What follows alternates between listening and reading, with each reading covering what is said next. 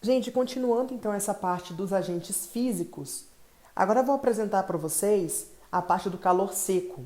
Como eu disse, né, o calor ele vai poder ser dividido em duas técnicas. Aquela que usa o calor úmido, como eu disse, é aquela que trabalha com vapor de água. E nós temos o calor seco, né, que ele tem a condição de matar os micro-organismos por meio de oxidação, né, que seria basicamente queima. São reações de oxidação que vão pegar aquele micro-organismo e levar ele às cinzas, a destruição por meio da oxidação. Nós temos aí os principais exemplos, olha.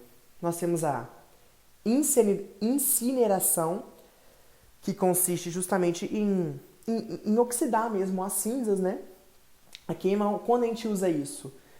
Depois de recolher aqueles objetos perfluorocortantes, eles são levados para um incinerador, onde eles são, né, transformados em cinzas para aí sim eles serem descartados, né, levados para o lixo. E outro é a chama indireta, que se você ainda não usou, você vai usar na flambagem de alças de inoculação no laboratório de microbiologia, né, onde você vai ver lá uma parte da alça emitindo uma cor, né, uma coloração, por causa do calor, por causa do aquecimento do metal, e aí você destruindo as bactérias, né, os micro-organismos. E outro é por meio de um ar quente dentro de um forno, como esse exemplo aí é o forno de Pasteur, né, que é um forninho usado pelas manicures no momento da esterilização dos objetos que ela usa lá, né? Mas, gente, tudo isso depende principalmente do tempo de exposição. O tempo é um fator que influencia na ação desses agentes. Não adiantaria nada eu usar um forno, por exemplo, deixo lá 5 minutinhos, um tempo que talvez não seja eficiente para matar algum micro-organismo, né? O tempo é necessário. Então, por isso que às vezes você está num ambiente, por exemplo, num salão, em que a manicure tem a boa ação de usar esses fornos de Pasteur. Só que a rotatividade é tão grande dos clientes que não dá tempo de deixar o tempo necessário. Acontece que os micro-organismos não são mortos e você, ao invés de estar evitando a disseminação desses micro-organismos, você está favorecendo, continua, né, acontecendo a disseminação porque não atingiu o tempo. Por isso que a gente sempre deve estar focando, sempre deve estar lembrando daqueles fatores que influenciam na ação desses agentes. Beleza? Ainda falando de agentes físicos, nós temos a filtragem. Você sabia que existe filtro para bactéria? Pois é, a bactéria, embora ela seja pequenininha, você tem um filtro, né, por onde ela consegue ficar presa. Embora esse filtro não possa ser usado para vírus, por exemplo, que tem uma espessura menor que a do poro do filtro, algumas bactérias conseguem, né, ser fixadas nesse filtro porque elas apresentam um tamanho maior. Por isso que eu falo que o uso do filtro ele deve possuir os poros, né, que são menores que o tamanho do micro-organismo em questão. Ele é usado para esterilizar materiais sensíveis ao calor. Por exemplo, enzimas, meios de cultura, vacinas e soluções antibióticas. Esse tópico é importante da gente comentar. Às vezes que eu tenho uma solução de sacarose, por exemplo, e eu quero esterilizar, ou seja, eu quero matar todos os micro-organismos, inclusive os esporos, eu não posso levar essa solução na autoclave, por exemplo, ou num calor, porque ela vai evaporar. Então eu abro, né, do uso do filtro, porque eu sei que é uma substância sensível ao calor e que tem um poro pequenininho que certamente as bactérias não vão conseguir passar e eu consigo esterilizar a minha substância. Show?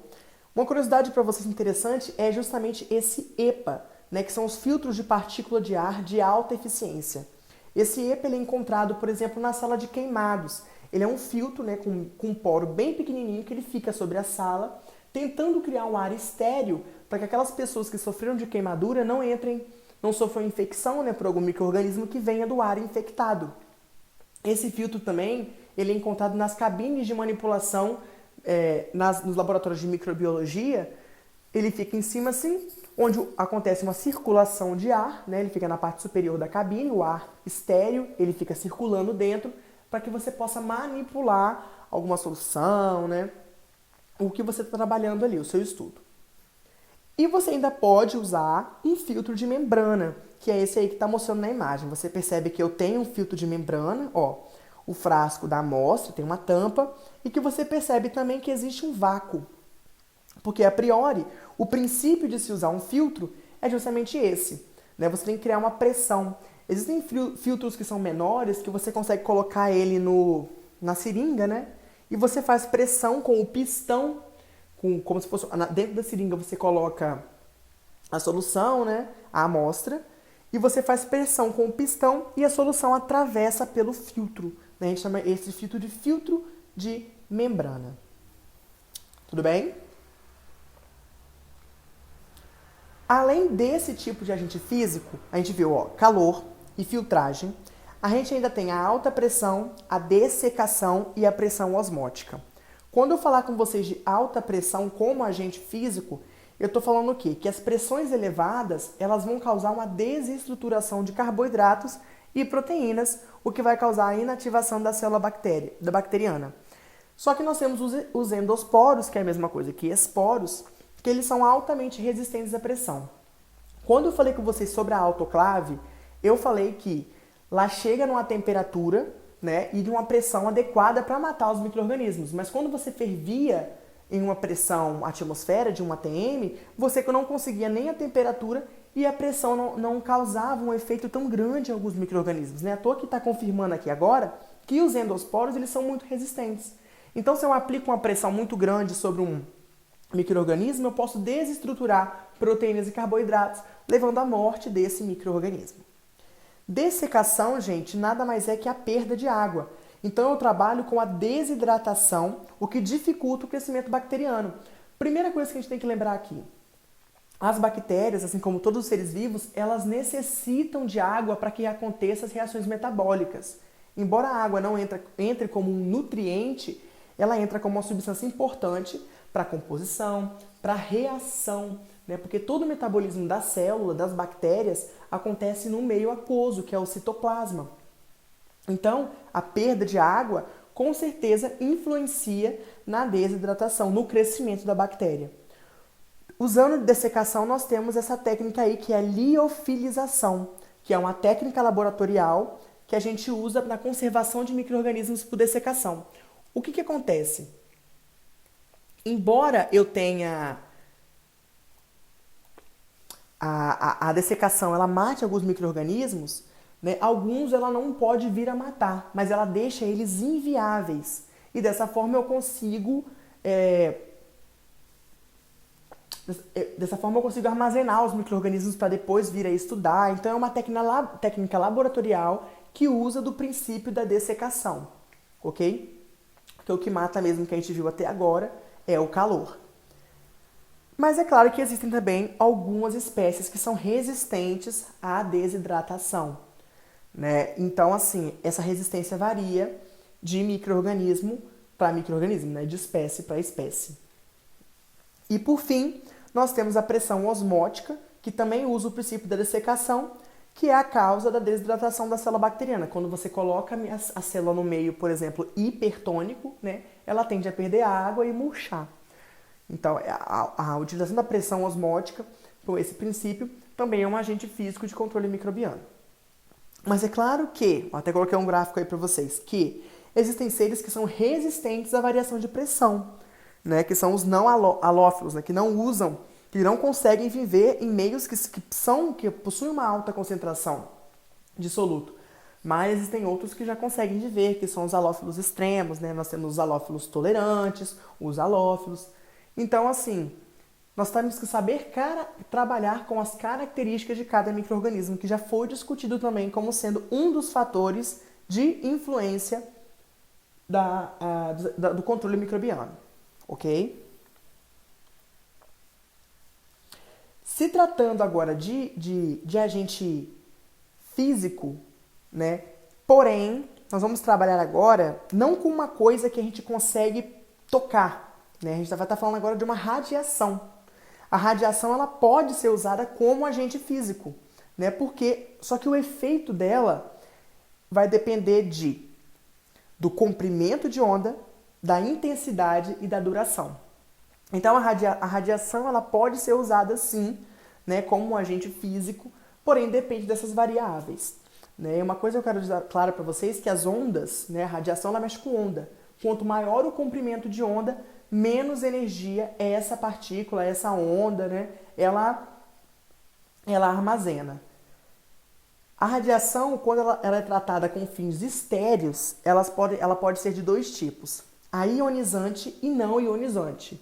Quando eu falo que uma radiação é esterilizante, eu estou querendo dizer que ela mata os micro-organismos. E aí vai caber a nós classificar se ela é ionizante ou não ionizante. Quais são as características de uma radiação ionizante? Ela apresenta alto poder de penetração, ela é formada pelos raios X e gama. O que acontece? Qual é o mecanismo de ação da radiação? É o seguinte: imagine uma célula bacteriana e ela é bombardeada por raio X e raio gama. A intenção é que essa radiação ela atinja alguma região vital da célula, né? Causando o quê? Como se fossem golpes, como se fossem alguns tiros, né? Que vão atingir essa parte vital da célula, levando à morte dela. Mas o termo ionizante ele se refere mais à ionização da molécula de água. Eu tenho H2O sendo transformado em moléculas de hidroxila livre, que é muito reagente. Ela reage principalmente com moléculas orgânicas, dentre elas a mais importante, o DNA. A radiação ionizante, ela tende a causar a destruição do DNA. Enquanto mais para frente a gente vai ver a radiação não ionizante, ela só causa danos, ok? Ionizante causa ionização da água, raio X e raio gama, e possui alto poder de penetração. A gente vai perceber que esse alto poder de penetração diferencia também a radiação não ionizante, porque quando você tem um alto poder de penetração, como eu disse, você consegue atingir estruturas vitais da bactéria. Né? Inclusive, você consegue esterilizar soluções. Enquanto na radiação não ionizante, você não vai conseguir. Por causa do quê? Da primeira característica, do baixo poder de penetração. A radiação não ionizante ela é usada apenas para esterilizar superfícies, porque ela não consegue penetrar. E quem que pertence ao grupo das radiações não ionizantes? A luz ultravioleta, né, e as micro-ondas. O princípio é o quê? Essas radiações elas causam ligações entre as bases pirimídicas, principalmente entre a timina, né, formando dímeros de timina, o que causa uma dificuldade da DNA polimerase de ler a fita de DNA e aí fazerem a replicação do DNA, levando à morte da célula. Como eu disse, a radiação não ionizante ela causa danos ao DNA, enquanto a radiação ionizante ela causa destruição do DNA. Nessa foto aí nós temos uma cabine, né, de manipulação, onde tem essas luzes azuis, que são a luz UV. Antes do laboratorista, né, manipular o estudo lá da colônia de bactérias, enfim, o que ele quer esterilizar, a solução que ele quer esterilizar, essa luz UV ela é passada por toda a cabine, esterilizando. Essas luzes UV elas também são encontradas em refeitórios, hospitais, né, salas de enfermagem, justamente por causa do potencial esterilizante delas. Mas, se comparada com a ionizante, ela não é tão eficaz, justamente porque ela só ioniza superfícies, né, devido ao baixo poder de penetração dessa radiação. Olha só, gente, para a gente entrar em agente químico, eu vou falar com vocês sobre como que eu consigo saber, né, se um agente ele é de fato eficaz. Então eu vou falar com vocês sobre os princípios da desinfecção efetiva. Né? Quais são os critérios e as avaliações que eu uso para isso? Primeira coisa, quando eu escolho o meu agente desinfectante, eu levo em consideração a toxicidade dele. Será que ele é eficaz de fato para o micro-organismo em questão? Será que ele vai causar algum dano para mim como manipulador, para mim como paciente? Eu tenho que saber da atividade microbicida. Será que ele mata? Será que ele só inibe o crescimento? Eu preciso saber das características do meu próprio produto. O custo. Qual é o melhor para eu manipular? Entendeu? Será que é melhor eu gastar com um agente que é muito caro, só que de fato não vai trabalhar, não vai ser melhor para mim em questão de custo? Isso é um critério também que é levado em consideração. A forma de utilização, que diz respeito a, como eu falei com vocês mais lá em cima, né, sobre a própria a forma de preparar, né, a solução, a concentração e tudo mais. Depois a gente vai ver sobre o álcool 70 e o álcool absoluto, qual a diferença deles. O tempo de reação, é claro que é um critério muito importante para a gente perceber a diferença do álcool absoluto para o álcool 70, a validade e o grupo de micro-organismos que eu ataco, né? Eu não vou querer usar uma característica que só serve para uma bactéria que não vai estar presente. Bom, e aí nós temos os testes que vão garantir a avaliação. Os dois testes mais usados é o que a gente chama de teste de uso de fusão e o método de disco de fusão. Esse teste de uso de fusão é o seguinte: existem alguns cilindros, né, que vão ser metálicos ou de vidro, e eles são mergulhados em uma cultura líquida de bactérias que já é pré-preparada, ok? Está no meio líquido. Depois que esses cilindros eles são colocados, mergulhados, né, nessas bactérias, a gente fala que são bactérias secas, porque elas já foram secadas, toda preparada, enfim, eles são colocados em uma solução desinfectante por 10 minutos a uma temperatura de 20 graus Celsius. Depois disso, esses cilindros que possuem as bactérias que foram colocados nessa solução desinfectante, eles são colocados, né, transferidos para um meio que favorece o crescimento daquelas bactérias que estavam naquele meio de cultura. Como que eu vou garantir? Qual é o resultado que vai falar se é efetivo ou não? O número de colônias formadas. Porque a priori o teste ele visa o quê? Que se o desinfectante for realmente bom, nenhuma colônia bactéria será formada. Então a gente avalia por meio desse teste de acordo com o número de colônias formadas no final do processo. O outro tem até uma imagem aí pra gente, que é o método de disco de fusão. Eu coloco um papel filtro embebedado com um agente químico, né? E ele é colocado numa placa de agar com bactérias inoculadas, que é, no caso, o meio de cultura mesmo, né? Se esse agente for de fato efetivo, você consegue perceber a formação de zonas claras, que indica áreas onde o crescimento foi inibido da bactéria. Nessa imagem é a área onde tem o cloro ali. Você pode perceber que toda a placa, né, cresceu em volta dos outros 3 agentes, porém, em volta do cloro você consegue ver uma faixa clara, falando que o cloro funciona como um agente. Então, esses são os princípios e a avaliação é feita justamente por meio desses 2 testes, que é o teste de uso de fusão e o método de disco de fusão, ok? Por último, gente, eu vou falar para vocês sobre os agentes químicos, ok? Eu vou falar sobre os tipos de agente químico, principalmente os álcoois, ok? Em especial o álcool 70, que é o mais comum da gente usar e tudo mais, né? Os álcoois, ele mata efetivamente as bactérias, com exceção dos esporos, justamente por causa do teor de resistência dessas bactérias, desses formatos bacterianos, né, às condições que a gente trabalha mesmo. Eles são uma exceção, então devem ter práticas, agentes de controle microbiano específicos para a endosporos, que no caso é o calor, né? A temperaturas muito altas a gente consegue matar os esporos. O que o álcool faz? Ele desnatura a proteína, ele rompe a membrana e ele vai conseguir dissolver os lipídios que formam a camada bilipídica, né, das membranas biológicas. E isso acaba destruindo a célula. A vantagem de você usar o álcool, além dele ser uma coisa barata de você usar para desinfectar, né, ele evapora rápido e ele não deixa resíduos. Com as vantagens de você usar o álcool para manipulação, para antisepsia das mãos, né?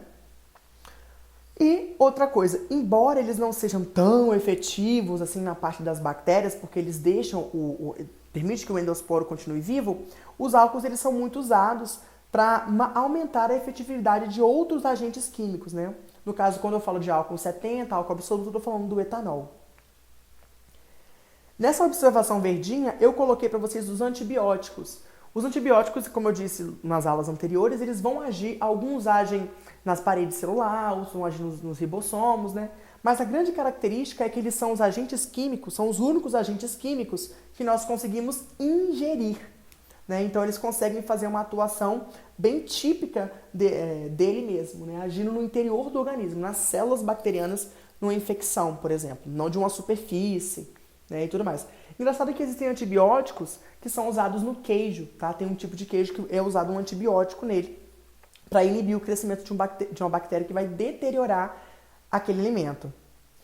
E agora, a comparação entre o álcool 70 e o álcool absoluto. O álcool 70, gente, e o álcool absoluto, quando eu disse para vocês que existe aquela parte da concentração que influencia muito na ação do agente mesmo, é aqui que entra, assim, de clímax, uma questão de prova interessante e o que você consegue justificar o porquê de a gente usar o álcool 70.